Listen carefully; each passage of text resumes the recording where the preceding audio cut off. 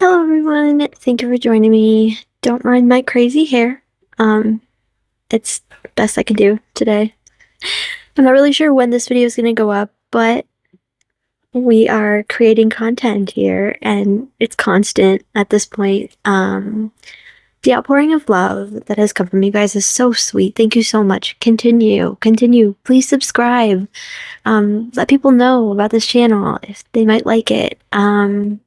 Like this video, comment below, the whole thing. So today's gonna be really fun. So I'm gonna be going back and talking about more movies. These are the movies that stand the test of time. And when I say that, I mean they're classics.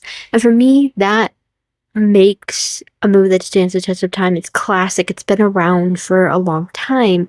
I'm talking about Titanic last week reminded me that's a classic movie now. Like that's stood the test of time and it will continue to. Um these movies to me are that. And I can't wait to talk about them.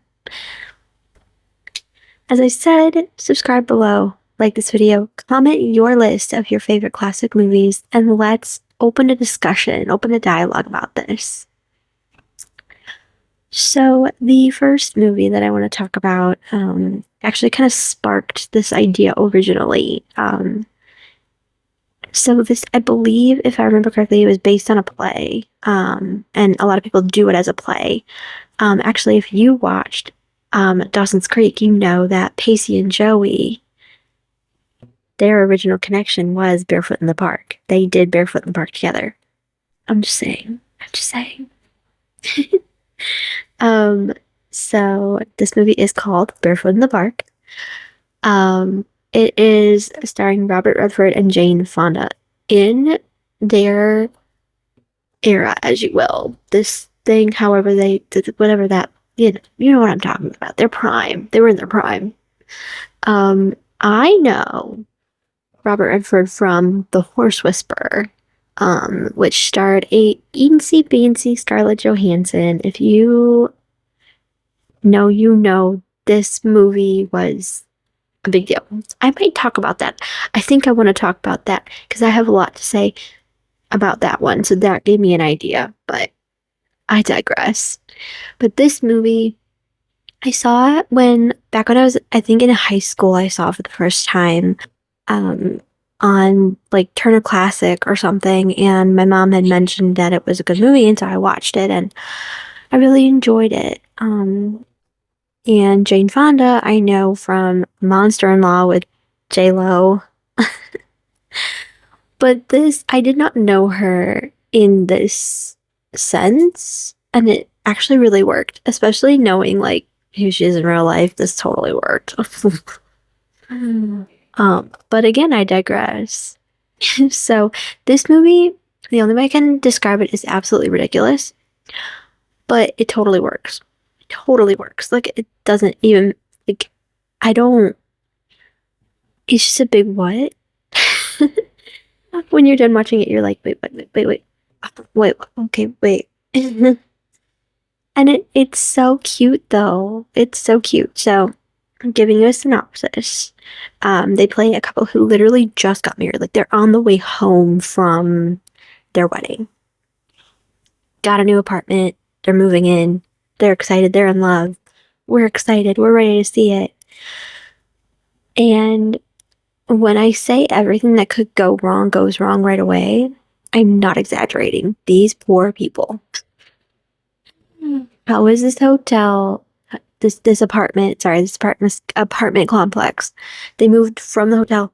I think they were at a hotel or at like a thing, like a party after, some type of something after the wedding, going to their apartment. How did this apartment complex not get shut down? I don't. Just everything is wrong at this point. And they have a weird neighbor that lives like above them. And then like the furniture's too big or something. It's all confusing, but that's the point. And everything is just a big mess. And her mom is coming. Her mom is very straight-laced. Now, another thing you have to know, they are the original Dharma and Greg. If you know, you know. He is like straight-laced. I don't do things that don't fit into my schedule. I'm go to work, come home. I mean respect, cause same. But she's free spirit, mod 1960s, go with the flow, baby, kind of thing. Which, I mean, I can get to. I can get it too. I feel like for me, they both fit their characters. So that was cool. But it's so cute. It's so classic. And the just shenanigans. It's fun. And it's really cute and it's heartfelt and you get to see a really cute love story. So always a fan. The next one, I think you're gonna be able to guess because I talk about this movie all the time if you know me. White Christmas, 1954. And I mean, just saying this cast, Bing Crosby, his voice sounds like the warmest blanket on a cold winter night. And it just, and it's like a hot cup of cocoa. Like it's perfect. Danny Kaye, if you know, you know. This guy is, to this day in my mind, the pinnacle of funny. Funny all the way. Hilarious and very talented as well. He was a really good dancer, really good singer, funny, great actor. He was in another favorite of mine, Hans Christian Andersen. If you have Tubi, look it up. It's so cute. Oh, my little self would just curl up and watch this movie. And to this day, I still love to do that. It's one of my favorites. I go back to it. But he does such a good job in White Christmas. We also have Rosemary Clooney, who is George Clooney's aunt, by the way, and the spectacular Vera Ellen. She's an amazing dancer. One of the best dancers I've ever seen. I'm not a professional dancer, but I love watching professional dancers and I follow professional dancers. She's one of them. She's one of the ones that there was no comparison. She was incredible. If you get a chance, look it up, watch this movie, or if you can't find it, look up the Abraham dance from this movie. That dance, it's the shortest dance in the movie if I'm thinking correctly. It only lasts like 20 to 30 seconds. But that dance is high impact, high energy. It's bam, bam, bam all the way. And she nailed every second of it. And the facials, the excitement, it's just beautiful. Beautiful. And this movie is everything about Christmas that everybody loves. And there's just nothing better. To give you a synopsis, Bing Crosby and Danny Kaye play old war veterans who go to start a music duo. They find out about a sister act and they go and they meet Rosemary Clooney and Vera Ellen's characters who decide to come together and create a big act. And will it work? Will it not? We don't know. We're going to find out. And it's Christmas. And it's worth every moment. So the next one that I want to talk about is another favorite of mine, and it happens to be Lorelai Gilmore's favorite movie. You guessed it right. Funny Face from 1957. We have Audrey Hepburn, Fred Astaire, iconic, classic, right? It's the cutest movie ever. So stinking cute. So she plays a bookish kind of character who is also very pretty. And he plays a guy looking for the next fashion icon. And they want to take pictures in her bookshop. And at first she says, no, no, no, no, no. This is stupid. I'm modernizing the language. And he's like, you look great. And takes pictures and it blows up. She becomes a fashion icon. Is it going to go to her head? We don't know. We're not sure. We're going to find out. And that, to me, is the fun of the story, and I love the dancing, and I love the costumes. The costumes. Oh my goodness, the costumes are adorable, and it's so much fun, and could not, could not watch this movie if it's available. I love it. I love it so much. So this next one is another one that I discovered because my mom really likes it. It's entitled Billy Rose's Jumbo. It is starring the one, the only, the iconic, the legendary Doris Day. Need I say less? That woman was a powerhouse before that even was a thing. Like, she was so good. So she is working, her character is working in a circus, and a man comes who is looking for a job, and he finds out that he can work with the animals, and so he's excited. He works with the animals, and maybe he might find some love. I love this movie because it's so much fun and just bright and joyful, and again, she's so good. Every moment, she just like captures the screen. Like, I wrote down the guy's initials and I don't even remember because I'm just thinking Doris Day. Like, that's. Do I need to say any more? No, I don't. Go watch it. It's so good. It's really cute. It's kind of long.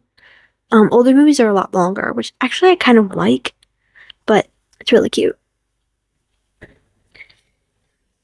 And now we have a double feature for our big finish. So I guess you get a bonus. You could call it an honorable mention, but you gotta mention them both if you talk about both of these. I call it the Angel series. So we have The Trouble with Angels, which is the original one from 1966. First of all, can we talk about 1964 to 1968? Yeah, 1964 to 1970. The late 60s, the outfits, the music, the movies. Let me tell you, from like 16 years old, when I first heard Amy Winehouse and Duffy, and I started to watch like the things on PBS that like had some British drama to it. British culture and 1960s culture.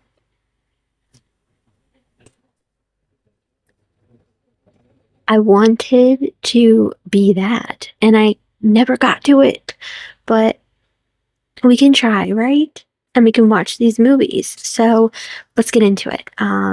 So we have, like I said, this first movie is called The Trouble with Angels. It's starring Rosalind Russell and Hayley Mills, which if you have Disney Plus, you probably know who that is. She was in The Parent Trap, the original Parent Trap.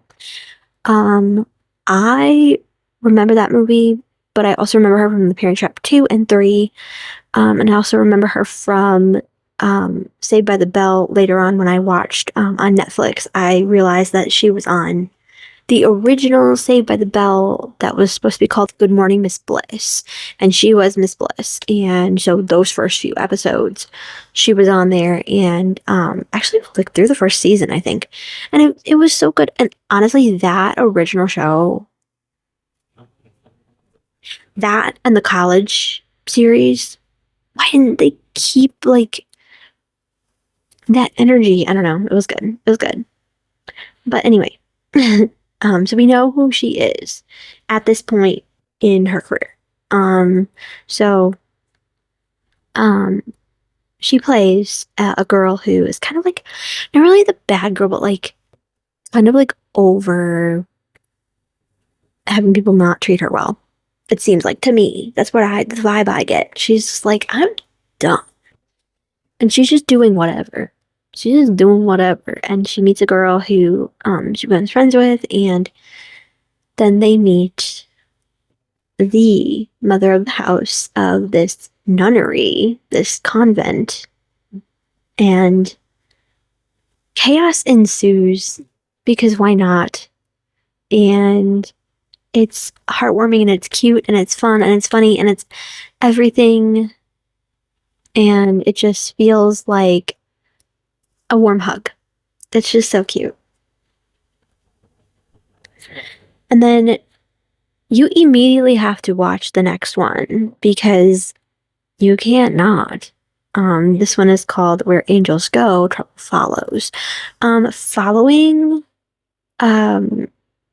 the cousin of the original Hayley Mills character, but continuing with Rosalind Russell playing the, obviously, head of the school, and Stella Stevens playing a new nun who is very mod 1960s in her opinions, which I thought was really cute and fun. It's from 1968. So that's why you kind of see that happening. And so they are going on a youth retreat with the girls from the school. And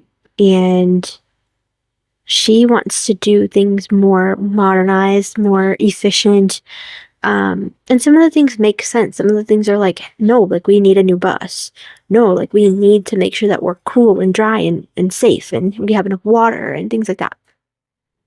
But some of the other things are like, even I'm confused. Like in 2026, like, what's with the light bulb picture? Was that supposed to be a thing? I don't know. Did I miss something about the 60s and light bulbs? I don't know. It was supposed to be funny because they did a boing kind of sound. And so I was like, but I didn't get it. And my mom's like, and I'm like, and then I don't get it. I guess I should have asked her because she was there. But through it all, we have this hilarious vibe, and it's so cute, and it's so 60s, and it's so fun. And again, the outfits. These girls wear the cutest outfits, and I'm like, how do you find those now? Because, like, vintage places are so expensive, so guess I can't afford it. But yeah, these movies are adorable, and you need to watch them together because you have to. Now, I know there are many other movies that I could have talked about, but these movies in particular are the movies that mean something to me in the genre of classic movies that stand the test of time. They are movies that I grew up on, movies that I found, and, many people would be like, well, yeah, they're incredible, but some of them I hadn't seen right away, so these are all so special to me, and I hope that they became special to you. And I really love talking about these, and it just holds such a special place in my heart. And I really am interested. I want to know what movies do you like from this time period, from the 50s and 60s? We could talk about the Gidget movies; those are great. You could talk about Singing in the Rain. I almost added that. The only issue is the trouble on set. It just totally tainted my viewing of it. It was something that I loved when I first saw it. I think I watched it for the first time right after I graduated high school. I think I saw it. It could have been later than that, but and I loved it. I thought it was cute. And then I started seeing all these things about how awful it was behind the scenes, and I'm like, well, that ruined it. So I didn't add that one, but I mean, you could talk about that one. You could talk about, many others from the 90s that were good, and the 80s. You had the Brat Pack movies. Pretty in Pink is one of my favorite movies. I just got another idea. I mean, these are sparking so many things, but thank you so much because this opens up a dialogue. So I'm excited. I want to see what you guys think. What's your list of your favorite classic movies? And I hope you guys will continue to tune in because this is really fun.